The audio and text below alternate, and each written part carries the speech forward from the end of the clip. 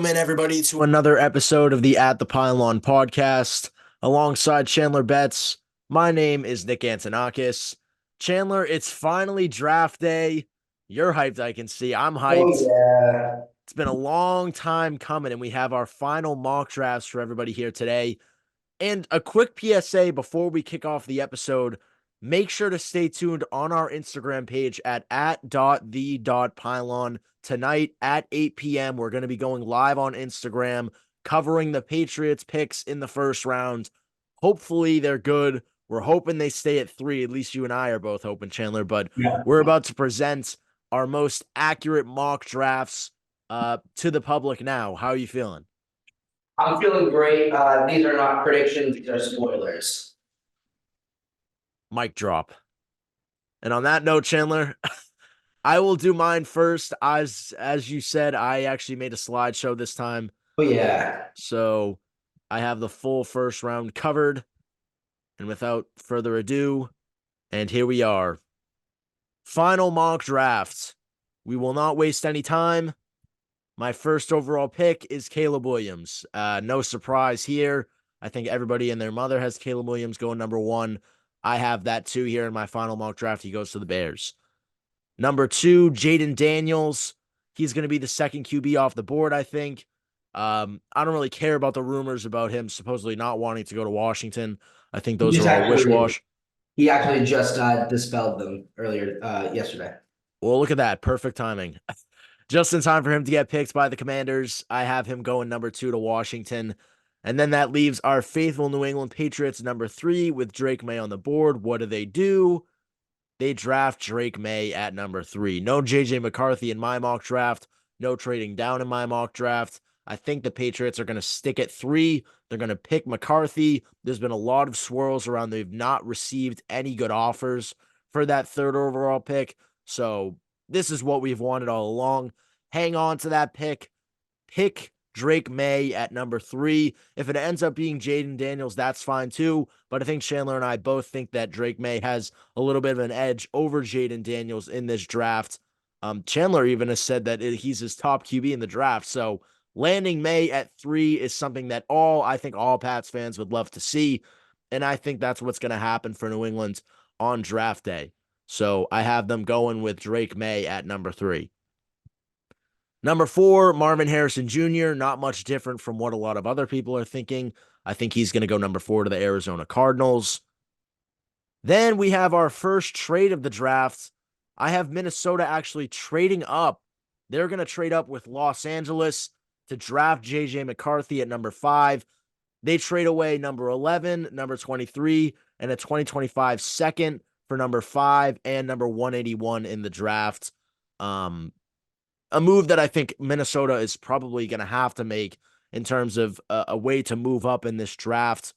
When you solely base the offers that New England is supposedly getting for number 3 not really being anything, you have to consider that the haul for number 5 would be less than what we would imagine for something like number 3. And I think Chandler and I in our book would not give up anything less than 3 first-round picks for the number 3 overall pick.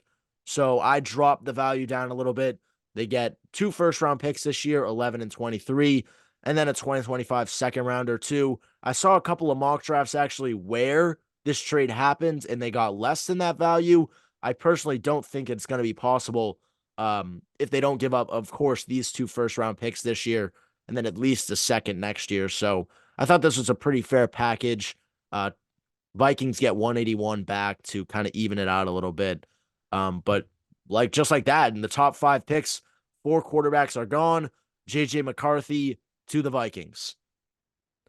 Then up next, I have Malik Nabers heading to the New York Giants. Not much of a surprise here. They're going to stick with Daniel Jones, just way too competitive to get a quarterback out of the first round this year. Maybe they'll get one later in the draft. But rumors are circulating right now as to maybe they'll draft Penix at 6. I think that'd be ridiculous.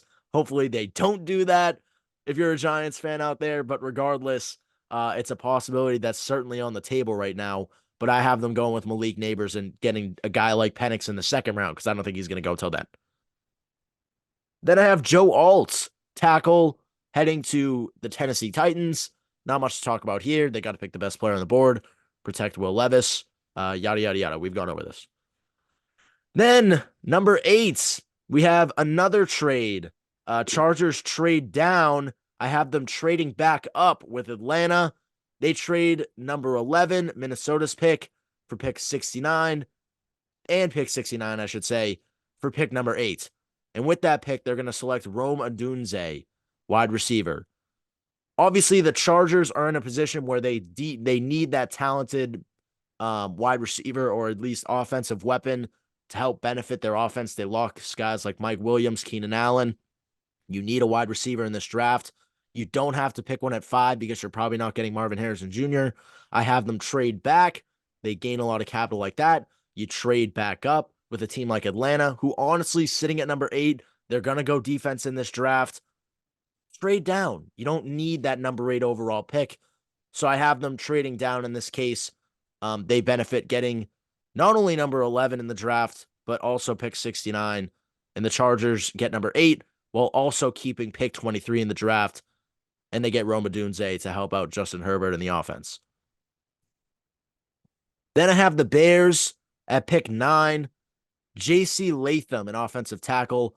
I was going back and forth here, Chandler, honestly, in terms of whether or not I was going to have them draft an offensive weapon here at 9. But I personally didn't think it was worth it to go tight end. So with that, if you can't get a wide receiver, at least a wide receiver that's worth taking at number 9, I have them going J.C. Latham, possibly the best offensive lineman in this draft. Bolster up that line around Caleb Williams. And sure, you don't get a wide receiver, but you went out this offseason and you got guys like Keenan Allen. You have DJ Moore, guys like that. Very talented wide receiver core already. And a pretty solid offense, so just protect your quarterback. Get a guy at 9 like Latham. And I thought that was a pretty good selection by them. Then at number 10, obviously the player left on the board here, Brock Bowers, drops all the way down to number 10 for the Jets, And I have the Bears passing on him just for the need that they don't really need a tight end. They have Cole Kmet. He played great last year. A pretty deep tight end core behind him. So with that, I have them passing on Bowers. He goes to the Jets, adding another weapon for Aaron Rodgers' supposed return to New York. And just like that, we're all ready to pick 11. And that's the Atlanta Falcons, obviously, from the trade back. They got Lights Latu from the LA Chargers, which was originally from Minnesota. Geez, here. So originally from Minnesota, that went to the Chargers. They trade it to the Falcons, and they get Latu at 11. Then I got Dallas Turner, an edge at number 12 to the Denver Broncos. Obviously, another team that's in search of a quarterback. I don't think it's worth taking here at this stage in the draft. You can't get a guy like Nix or Penix at 12. Got to let them drop a little bit here in the draft. So I have the Broncos going Dallas Turner. Obviously, a very talented defensive player. He's going to help bolster their defense. They need an impact player fast. Then I have Talise Fuaga, a tackle at number 13 for the Oakland Raiders. Obviously, another team that would be looking to get a quarterback. They don't get it done, so get a great lineman in Fuaga. Troy Fautanu, tackle at number 14. We're getting a string of offensive linemen here to the New Orleans Saints. Again, kind of another team that needs a quarterback, but they can't get it. They're going to have to stick with Derek Carr and bolster up that offensive line with Fautanu here. Then our first corner off the board, Quinion Mitchell, I have going at number 15 to the Colts. We've seen a lot of rumors surrounding, oh my God, I forget his name. He's like the white quarterback. The white quarterback. Cooper DeJean. Yeah, Cooper DeJean. Yes.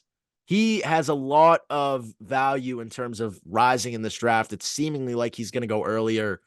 I was very high on him throughout my other mock drafts, but I actually think that the Colts are going to go Mitchell. DeJean's still going in the first round, of course, but I have Mitchell being the first corner off the board. Then Oliama Fashanu, a tackle to the Seahawks. A lot of people think that the Seahawks might trade down here. I think they stick with number 16. Grab a much-needed tackle to help bolster their offensive line. A couple needs in Seattle, a couple of which can be addressed by trading back in the draft. I don't have them doing that here, and they get a very talented lineman in Fashanu. Then another wide receiver off the board, Adonai Mitchell to the Jacksonville Jaguars. A bit of a reach in some people's books. I saw Mitchell going as low as 32 in some of the mock drafts I was looking at. So some would consider it a reach, but I think that the Jaguars really need a lineman. They also really need corners. Not a lineman, a wide receiver. They also really need corners. But the fact of the matter is here, having a guy like Trevor Lawrence surrounded with no weapons is a crime. So going a wide receiver here in the first round, I think would be beneficial for the Jaguars. So I have them going Mitchell at 17. Byron Murphy, the second at 18 to the Bengals. Not much to say here. They need defensive help. Pick up the best player left on the board. This is kind of a steal in my book. Then Jared Verse at number 19. Make up for the Aaron Donald loss. You get a guy like Jared Verse here at 19. Not much to say about that. Jackson Powers Johnson. Steelers need center help. They get Powers Johnson at 20. Obviously, to benefit that offensive line in front of whether it's Russell Wilson, whether it's Justin Fields, need to bolster up that line, and they do that here. Pick 21, Jerzon Newton to the Miami Dolphins. Kind of another scenario if you pick the best player on the board. They need defensive line help. So, yeah, Newton, great pick. I had him going a lot higher in some of my other mock drafts. He ends up falling here, and Miami benefits with him at number 21. Then Cooper DeJean there at number 22 to the Eagles. They need cornerback help. DeJean, I think, is going to be a great corner. I was very high on him, as I said in my previous mock drafts. I have him dropping down to 22 here just because of how that middle stretch worked out with the linemen. But regardless, he ends up with the Eagles. That's going to be a scary defense if they end up landing a guy like DeJean. Then here at 23, the original pick from Minnesota, Amarius Mims, a tackle. Why not? You get the wide receiver. You already have the quarterback. Why not strengthen your offensive line some more? Chargers walk out of this draft with the trilogy, basically, of what you want to complete in a draft with the quarterback, the wide receiver, and then the offensive lineman. They get the wide receiver and the O-lineman here in this first round, and the Chargers could be bouncing back fast, especially with Harbaugh at the helm, if they can muster up this kind of draft here. Then I have Terrion Arnold, a cornerback, heading to the Cowboys, a team that I think I was going back and forth between them needing a lineman. I ended up going corner at the end of the day because a guy like Arnold is so talented. Surprised that he was still on the board at this rate. So I just have them not passing on a guy like Arnold, and they pick him at 24. Then at 25, Graham Barton, a tackle going to the Packers. They need line help. They had a couple of linemen leave in free agency. So getting a guy like Barton, he's talented. Protecting Jordan Love is obviously a key coming off the great season that he had. So I have them going tackle at 25. Nate Wiggins at number 26, a cornerback to the Tampa Bay Buccaneers. Honestly, I was thinking about having Tampa Bay trade back here, but I honestly didn't feel it was really worth it for them to trade back 2 picks. You couldn't really get that much talent or capital, I guess, for just trading back a couple of picks. So I have them getting a very talented corner like Wiggins. Again, I had him going higher in my other mock drafts. Surprised again that he dropped down. Really, the whole cornerback class ended up dropping down in this draft. So it was cool to see the Bucs land a guy like Wiggins. He's very talented. Then at 27, Kool-Aid McKinstry, another corner. Cardinals obviously going with Marvin Harrison Jr. with the number 4 overall pick. Makes a lot of sense for them to go defense, and Kool-Aid McKinstry is a very talented corner that they get there at 27. Then 28, Brian Thomas Jr., a wide receiver. Honestly, I thought I was going to have to make the Bills trade up for this pick. Basically, the only scenario I thought of where Thomas would go earlier is maybe he goes 17 to the Jaguars, or the Chiefs jump the Bills to get him. So in this case, I was like, the Chiefs aren't really a team to surrender that much to trade up in the draft at this point in their dynasty. So I felt that the Bills didn't really have to trade up unless if they were out trading Kansas City. So I just left them here at 28 to draft Brian Thomas Jr. Obviously a very wide receiver needy team. Thomas Jr., a very talented wide receiver, and the Bills benefit here. A bit of a steal here at 28 in my mock draft. Then Tyler Guyton, a tackle. Uh, it's not that center that I've had them take the past 3 times. So a little bit of a change up here for the Lions. Obviously, they need line help. So get a guy like Guyton, very talented. Troy Franklin, excuse me, number 30, a wide receiver to the Baltimore Ravens. Obviously, I feel like they've needed a wide receiver for years now. They get another talented guy in Franklin here to help out Lamar Jackson and crew. And with this team kind of forming together with Derrick Henry and et cetera in the offseason, they could have a very scary offense coming up in 2024. Then another trade. I have the New England Patriots re-entering the first round. Patriots aren't done yet in this draft. I have them trading up with San Francisco. They trade away number 34 and pick number 193 for pick 31. And with that pick, they pick Ladd McConkey, a wide receiver. Obviously, a very wide receiver needy team in the Kansas City Chiefs at 32. I have the Patriots jumping up to get that better wide receiver. I've heard a lot of great things about Ladd McConkey. And just like that, you pair together Drake May with a first round wide receiver like McConkey, who in a lot of drafts would have gone higher if it wasn't for the extremely deep draft class of wide receivers in this year's draft. So Patriots strike twice in the first round. I have them going McConkey at 31. And then finally, the Chiefs kind of ousted out of here for not trading up. They have to go with Mike Sinristle, a cornerback, Sinristle, excuse me, at number 32. Don't get the opportunity to take a wide receiver, but regardless, they get a very talented corner at 32. And just like that, that's my mock draft. Chandler, what are your thoughts as I set up your screen share here? You were chefing out. You were chefing out there. I was very impressed. A lot of trades, and I don't hate it. A lot of similar picks to mine. A couple different picks, as we'll see pretty soon. Yeah, what did you think about the McConkey pick? We will see what I think about it. I'll leave Oh, it. let's see. All right, well, you're good to screen share. You're good whenever you're ready. Let me see if I can figure this out. As if I didn't do it last time, but let's. And as I said, everybody, make sure to stay tuned at @the.pylon on Instagram. Chandler and I are going to be going live tonight to cover the NFL draft. It starts at 8 p.m., so stay tuned. And here's Chandler's mock draft. I'm ready. Let's go. Here we go. I'm gonna be so quick because I could talk for hours about all these players. I'm gonna be so quick. Don't need to talk about it at all. Caleb Williams is going number one. Lock it in. Jaden Daniels, like I talked about earlier during yours, he has dispelled the rumors that he doesn't want to play in Washington. Seems as though they are going to go here, whether they should or not, different story. Please, please, I have a few things that I'm asking for. This is one of them. Drake May to New England. That's so perfect. I still stand. I've stood on this since the beginning of the process. QB1 is Drake May. A lot of rumors about them trading out. I don't think it's going to end up happening, however. I do expect them to stand. And I do expect them to take Marvin Harrison Jr. This is an interesting. Yes, Nick. You had them going Drake May, Patriots? Yes. Okay, I'm so sorry. I just got like an email that I had to respond to really fast. No, I you're totally good. blanked out. You're good. Oh my God. This is a little pivot that I've made based on having seen reports about the Chargers wanting to be more powerful up front. I think this is a deep enough wide receiver class that they can value wide receiver later. While I do think that Neighbors is the pick that I would make, this is the pick that I think they will make.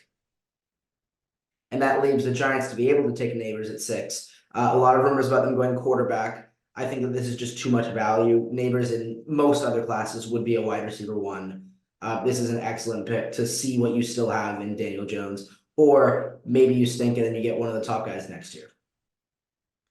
JC Latham, they need to take whatever tackle is best on the board. If both Latham and Alt are off the board, there's a 90% chance they trade down. That didn't happen in mine, though. They're taking Latham. He's a powerful right tackle.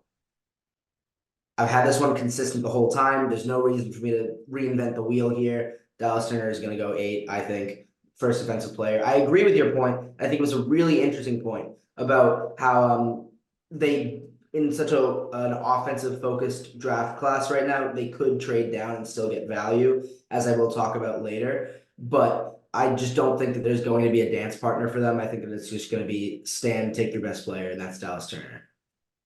talking about dance partners, same one as last time. I had this last time. I have not heard anything about this. Nobody has rumored this. It makes so much sense, though. I would love to see it happen. Buffalo has so many picks. Chicago only has four. I do expect Chicago to trade down from this pick. There are a couple teams that it could be. It'd be a Herculean effort for Washington to trade up here, but I wouldn't necessarily put it out of the realm of possibility. That'd be But crazy. Buffalo makes a lot of sense to me. Yeah, Buffalo makes a lot of sense. There's your trade. Exact same as last week, or last time. I hate it because I don't want to see him twice a week or twice a year next for the next 10, 15 years. But Brock Powers is so good. Complete that offense. That team is loaded now. They didn't have to trade up. I thought about it. I was waiting for them to have to trade up. None of the teams above are going to go for one. And then the two other teams that I have really, really needing quarterback are either happy with the person they can get at their pick or have other factors. Speaking of one of those other factors, this has been rumored over the past 2 days, not specifically to at pick 12, but Philadelphia is apparently going to be aggressive in trading up, which is something they do not normally do. I think that as I've talked about in the past with them picking Amarius Mims in one of my past drafts, I believe, the Eagles are big fans of drafting players and just letting them learn. Taliese Fuaga is an excellent right tackle. He is going to get drafted here, and he's going to play right guard for a year, maybe 2 years. Then Lane Johnson's going to retire, and he's going to be a seamless transition into the right tackle position. And then they're going to be great. They're going to go greatness to greatness for the next 20 years in that position. They kind of have to. They don't really have a choice. Oh, actually, I have one more thing about this one.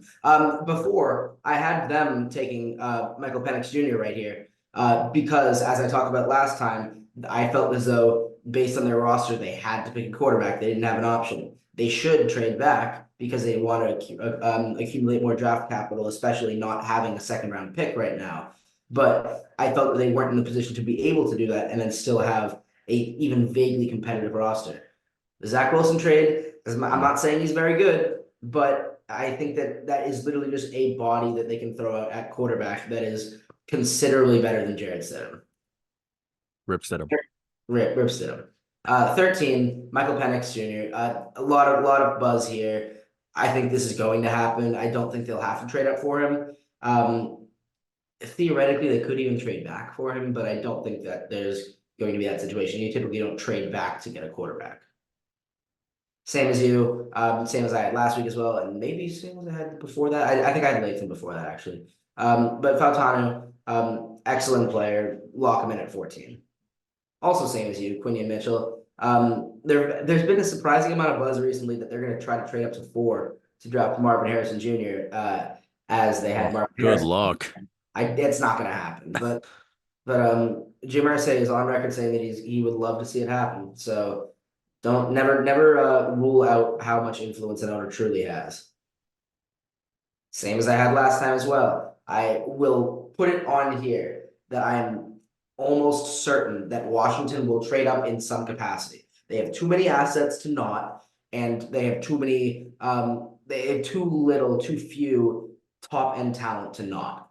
I highly expect it to happen. Fashanu, who has been one of the great fallers throughout this draft process this year, and partially not his fault. So we'll see. I think that he's going to be a good player, but I think that is an excellent spot for him. Same as I had last week, same trade as I had last week as well. Seattle needs to trade back. They need a lot of stuff. Again, same as I had last week. It's funny how you said that you think that Brian Thomas Jr., the only spot that he can go above 28 or whatever you had him at, Yep. Is 17. I completely agree. I think your stance is completely correct there. I'm a lot higher on Brian Thomas Jr. than a lot of people are. I think that he's just a physical specimen. He fits into the archetype of the second best wide receiver in an LSU stacked LSU wide receiver room is usually pretty good. And I think that he's going to be no different. That's a real weapon for Trevor Lawrence down there. This one is influenced by the recent report that Trey Hendrickson requested a trade. Trey Hendrickson being their best defensive player, specifically on the line. He's an edge rusher, sure. But Byron Murphy, in drafts with, like, if this were like a big board exclusively, he would pretty comfortably be a top 10 player, I believe.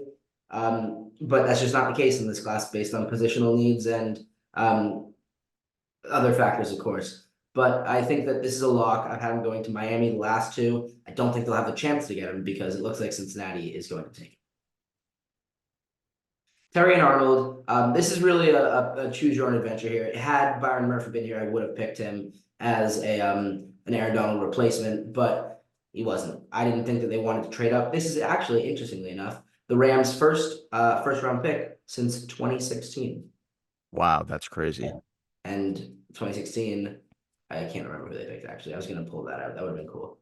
Oh no, that was Goff. It was Goff. Oh yeah. Yeah, I thought it was Goff, and then I was like, no, I doubted myself. Don't doubt myself. Best center in the draft. He has the ability to play all five line positions. I originally had Jackson Power Johnson here in my first mock, and then I shifted to Barton after his combine performance. He is definitely going to be a day one starter at the center position. Could play guard as well. Could really play tackle if you need him to. And that versatility in a fairly weak Steelers offensive line is something that they really need. Jerthan Newton, also known as Johnny Newton. I've seen both. I actually don't know which one it is. He was the Big Ten Defensive Player of the Year. I've had him fall a little bit more in some of my other mocks, but this is the Christian Wilkins replacement. They need to take best defensive interior player because he's specifically a D tackle.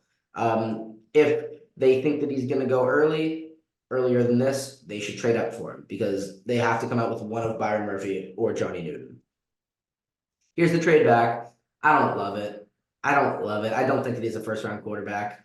Wow. But they have to. They quite literally do not have a choice. It's either they do this or they fully commit to 17 games of Zach Wilson. And as much as I'd like to see that because I like anarchy and chaos, they should do this because there's the chance that he is good.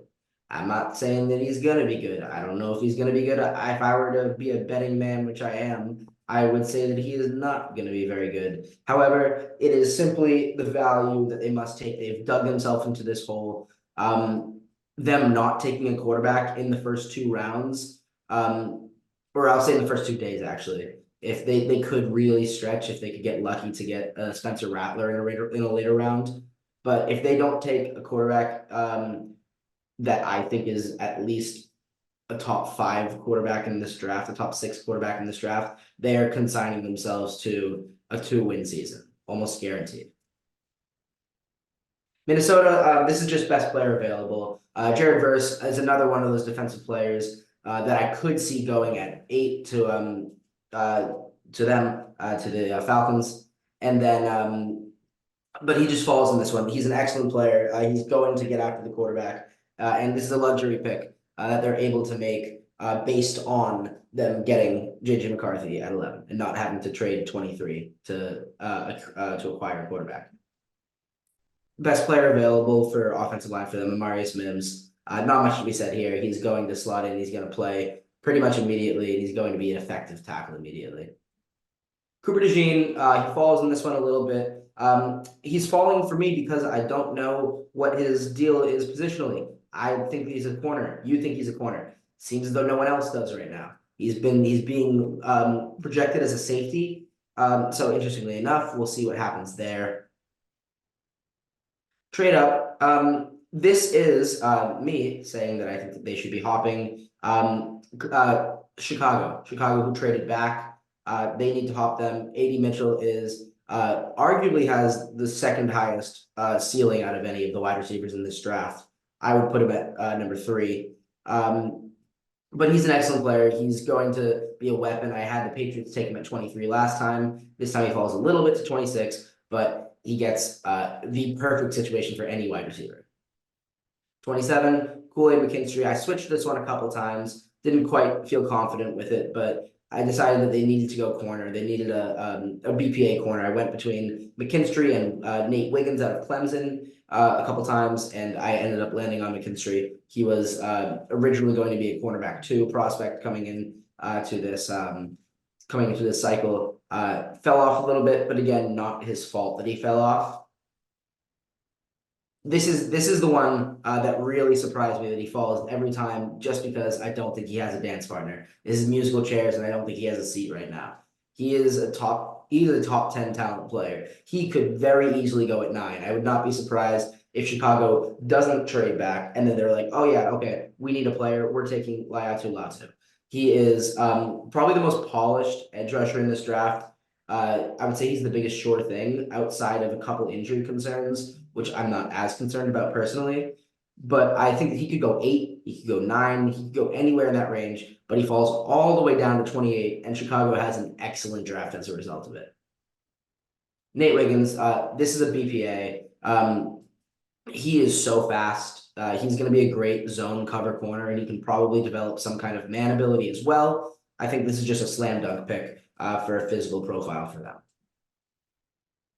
Again, kind of BPA. I don't love the idea of them taking wide receiver in the first round, not because I don't think they need it, but because I think that they just have other needs, and they've shown that they can have successful offenses without overdrafting wide receivers, which I feel as though at this point it may be the case. However, I am about to contradict myself because this pick is horrifying to the rest of the league. Xavier Worthy, the fastest player in combine history. He would be what Tank Dell is to Houston, because that is the same offense, essentially. He would be so good, and especially with the concerns around the long-term situation of Brandon Ayuk, this would be an incredible draft pick that would scare the league. And then here's the other result of the trade. Chop Robinson, he is a physical specimen. He's a weapon. This is again a BPA. I have Tampa Bay trading back simply because where they are, I don't think that there is that top player that they need. They could take Latu, but I decided that they had more value at gaining some more capital with that third round pick. So that is my first round. And I had a little bonus for y'all that I covered all the other Patriots picks. I'm not really going to touch upon them all that much. I'm just going to show them. Ladd McConkey is he is I love him. He's very good. I think he will end up being very good as well. He's going to get open. He is, jokes aside, being the white receiver archetype for the Patriots. He is going to be an excellent space finder. He can play multiple sides on the he can play the X, he can play the Y, he can even play the Z. He will be very talented. And as the memes go, you have to take quarterback, wide receiver, offensive tackle. I have, I'm probably going to say this wrong, Kieran Amegadjie out of Yale. He's like 6'5", 322. He's massive. He had an injury this year, but I think that injury is actually preventing him from shooting up the draft boards, which I think he would have. Physical specimen, huge body. I think he's going to be an excellently profiled player out there. Now, those are the main ones. I'm going to very briefly touch upon the others. Jermaine Burton, wide receiver out of Bama. He's fast. He can catch the ball. They haven't had a strong wide receiver class this year at Bama, but he was their wide receiver one. Kitten Oladapo, with Jabril Peppers' contract expiring next year and question marks around where Marte Mapu is going to play, this makes a lot of sense to me. He's huge also. He's like 6'2". He was the defensive leader of a really good Oregon State defense. Mo Kamara, I don't like Colorado State because of what they did to Colorado in their game this past year. And they were unnecessarily dirty. Mo Kamara, though, stood out in that game for me. He's small. He's barely 6'1". So he might have some issues with that, but he has incredible production and is really fast off the edge there.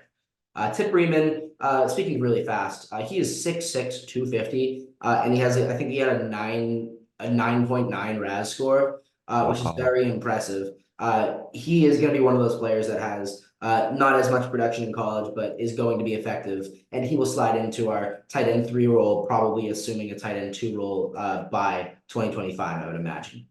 And the last pick, take a shot at him. Will Reichard has been, I believe, don't quote me on this. Actually, do quote me on this. I'm fairly certain that he is the all-time points leader for Alabama, and has been a very good kicker for his entire time there. There is the concerns about him being from the South and kicking up north. That's always an issue with kickers, but I am not as worried about that because I just think that he's very efficient, and I think that he is the Chad Ryland replacement. Chandler, I love it. As we said, make sure to tune in on @the.pylon later today. The only thing I'll say is I'm surprised that the Vikings didn't have to trade up to get I was McCarthy. too. I As I mean, was I talking, think honestly, I think the Giants are taking him if he's there at 6. apparently the Giants are the team that he's had the most conversations with, JJ McCarthy. Yeah, So so I that's crazy that you had them passing on him. That's crazy. maybe that's just me having the deep-seated thoughts that he's not that good. Maybe. Mic drop. And just like that, Yeah. and just like that, those are our mock drafts. Chandler, tonight is the night where everything Oh is going to yeah. be decided.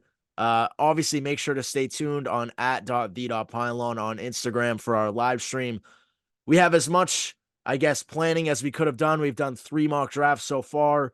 If you're catching this before the mock draft, make sure to check out our previous episode going over all the Patriots news leading into draft day. We did that episode last week. Still a lot of relevant stuff to talk about in there.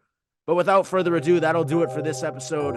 Make sure to tune in tonight for that draft live stream at 8 p.m. But for now, alongside Chandler Betts, my name is Nick Antonakis. We'll see you all tonight for the NFL draft, and we'll see you back here next week to go over all of the Patriots picks. Oh yeah. Hopefully they're good. Fingers crossed.